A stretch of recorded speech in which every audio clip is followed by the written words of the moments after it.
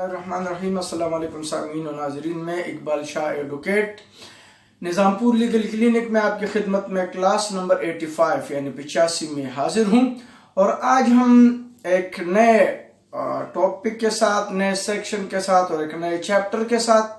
اور آج کا جو چیپٹر ہے وہ پاکستان پینل کوڈ یعنی PPC کا جو ہے وہ چیپٹر نمبر 17 ہے یعنی 17 ہے، اور اس کا جو ہیڈنگ ہے وہ ہے آفینسز اگینسٹ پراپرٹی، یعنی آپ کی جو پراپرٹی ہے، آپ کی جو ملکیت ہے، آپ کی جو جائیداد ہے، خصوصی طور موویبل کے حوالے سے یہاں پر جو ہے وہ ہم ڈسکس کریں گے. اور آج کا جو سیکشن ہے اس میں سب سے پہلے وہ ہے 378 یعنی 378، اور یہ جو ہے تھیفٹ یعنی چوری کے حوالے سے ہے.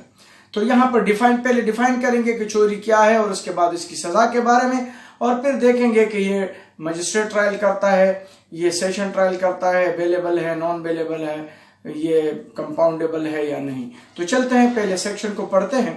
یہ ہے سیکشن 378 یعنی 378 اور تھیفٹ یعنی چوری.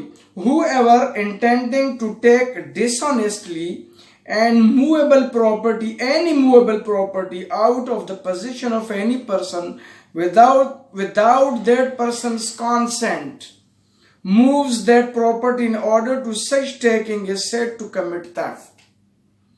کیا کہتے ہیں اس انگریڈینٹس بناتے ہیں اس سیکشن کے؟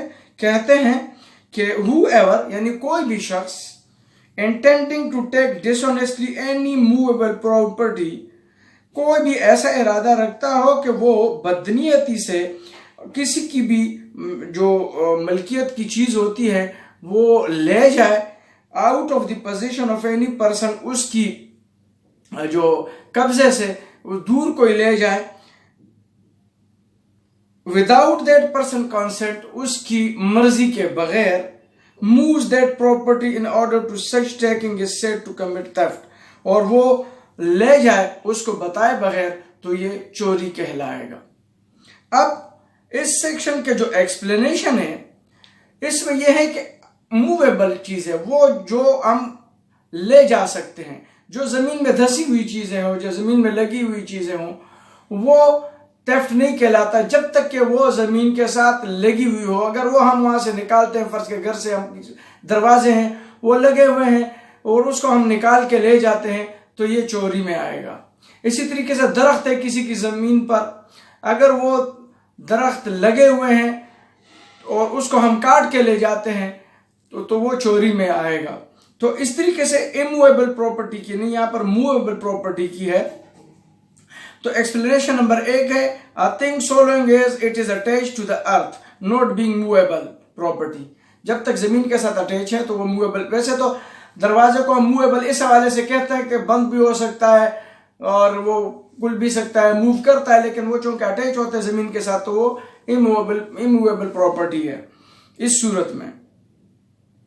پھر اسی طرح سے ایک اور وہ ہے کہ a person is said to cause a thing to move by removing an obstacle which prevented it from moving or by separating it from any other thing.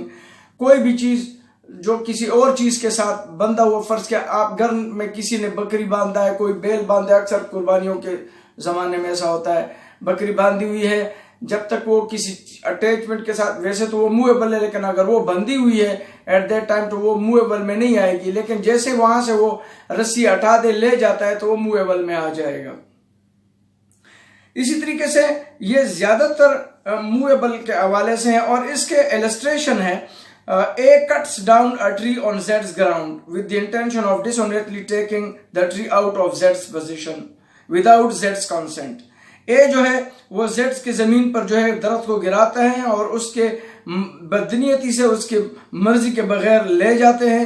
Here as soon as A has severed the tree in order to such taking he has committed theft. جیسے وہ زمین سے ہٹا دیتا ہے، الگ کر دیتا ہے تو وہ theft میں آ جاتا ہے. ٹھیک ہے. اسی طریقے سے A puts a bite for dogs in his pocket. ایسا ہوتا ہے کہ کوئی کسی کا کتے کو چرانے کے لیے روٹی کا ٹکڑا یا گوشت کا ٹکڑا جیب میں رکھتا ہے and thus induces its dogs to follow it، اور اسی کی وجہ سے وہ کتے کو اپنی طرف لے جاتا ہے، اپنے ساتھ لے جاتا ہے. Here if as intention be dishonestly to take the dog out of Z's position without Z's consent. اور اس کا نیت یہی ہے کہ بدنیتی سے وہ اس کے سے چوری کر کے لے جائے. A has committed theft as soon as Z's dog has begun to follow A. اسی طریقے سے ایک اور illustration ہے. وہ یہ کہتے ہیں A finds the ring belonging to Z on a table in the house which Z occupies. Here the ring is in Z's possession and if A dishonestly removes it, A commits theft. یعنی اگر کسی کے گھر میں کوئی جاتا ہے, اس کے ٹیبل پہ کوئی رنگ پڑا ہوتا ہے, کوئی انگوٹھا پڑا ہوتا ہے قیمتی, اور وہ وہاں سے ہٹا دیتا ہے ڈسونیسٹلی, تو بھی وہ چوری کہلائے گا. بجائے کبھی کبھار ایسا بھی ہوتا ہے کہ وہاں سے ہٹا کے وہ کسی اور جگہ چھپا کے رکھ لیتا ہے کہ کسی اور ٹائم لے جاتا ہوں, تو بھی یہ چوری میں آئے گا. لیکن اگر ایک بندہ راہ چلتے ہوئے کوئی چیز پالے اور وہ اس وقت کسی کے پوزیشن میں نہیں ہوتا, لیکن وہ اس سیکشن کے مطابق 378 کے مطابق تھیفٹ تو نہیں ہوگا, لیکن یہ کرمنل مس اپروپریشن کہلائے گا. اس کی یہ مثال ہے ہمارے پاس اس طرح. A finds a ring laying on the high road not in a possession of any person. A by taking it commits no theft though he may commit criminal misappropriation of property. تو اس طریقے سے یہ جو کچھ مثالیں ہیں یہ خصوصی طور پر تھیفٹ کے حوالے سے, اور کئی السٹریشن ہیں جو کہ آپ پھر 378 کے سمری میں آپ پڑھ سکتے ہیں. لیکن اب ہم چلتے ہیں 379 اسی کی پنشمنٹ کے حوالے سے کہ اس کی سزا کتنی ہے. تو سزا کے حوالے سے پنشمنٹ فار تھیفٹ پڑھتے ہیں whoever commits theft, یعنی کوئی بھی اگر چوری کرتا ہے shall be punished, اس کو ضرور سزا دی جائے گی with imprisonment of either description for a term which may extend to 3 years, جو 3 سال تک ہو سکتی ہے, اور with fine, جرمانہ بھی ہو سکتا ہے, اور with both, یا پھر دونوں. اب اس کے حوالے سے کچھ اتھارٹیز ہے جو میں آپ سے شیئر کرنا چاہتا ہوں, اور آپ ضرور اس کو نوٹ کر لیں. اور یہ میں اس لیے آپ کو 90s کے حوالے سے کہ یہ اس کی بنیادی اتھارٹیز ہیں. ویسے 2010-2019 کی بھی جو میں بار بار کہتا ہوں وہ ریپروڈیوس کی ہوتی ہے انہی اتھارٹیز کو, تو میں بنیادی اتھارٹیز جو ہے وہ آپ کو اس حوالے سے بتاتا ہوں.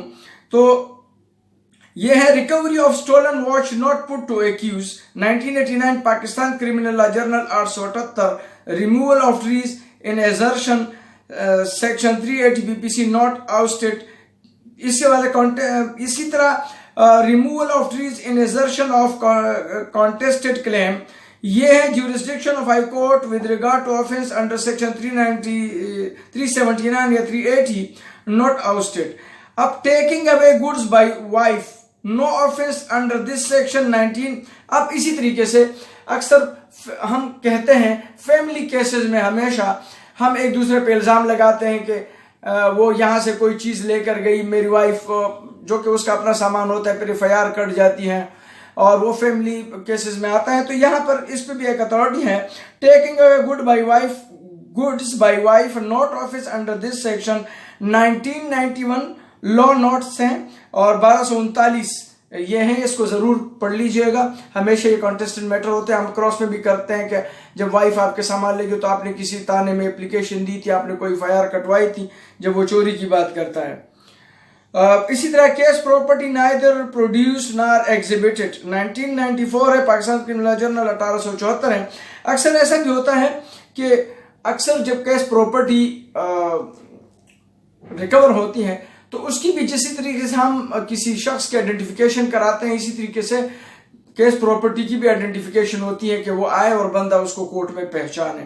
تو اس طریقے سے یہ اتھارٹیز جو ہیں آپ اس کو پڑھیں گے تو اس کو آپ مزید سمجھیں گے. اب ہم چلتے ہیں کہ یہ جو ہے یہ بیلیبل ہے, نان بیلیبل ہے, اور اس کو کون ٹرائل کر سکتا ہے. تو اس کو ہم جب شیڈول کی طرف چلتے ہیں تو ہمیں آسانی سے سمجھ میں آ جاتا ہے کہ ہم اس کو جو 379 ہے اس کی پنشمنٹ جو ہم نے ابھی پڑھ لی ہے, اس میں اریسٹ وداؤٹ وارنٹ, اس میں بغیر وارنٹ کے, چونکہ کوگنیزیبل آفینس ہے تو اس میں وداؤٹ وارنٹ کے اریسٹ کر سکتے ہیں, وارنٹ کے طور پر بھی اریسٹ کر سکتا ہے. یہ ناٹ بیلیبل ہے, گو کہ 3 سال تک کی سزا ہے لیکن ناٹ بیلیبل ہے, اور ناٹ کمپاؤنڈیبل ہے, یہ ناقابل راضی نامہ بھی ہے کیونکہ یہ اسٹیٹ اگینسٹ آفینس ہے, اور پہلے میں بتا چکا ہوں کہ اس میں 3 سال کی سزا ہے, فائن ہے اور دونوں, اور یہ جوڈیشل مجسٹریٹ ٹرائل کرے گا.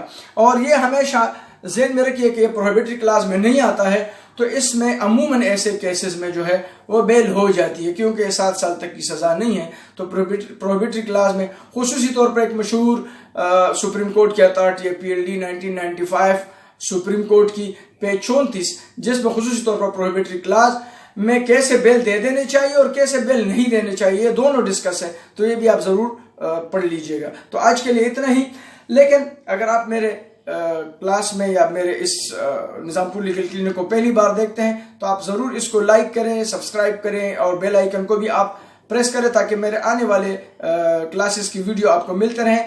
آج کے لیے اتنا ہی، اجازت چاہتا ہوں، اللہ حافظ۔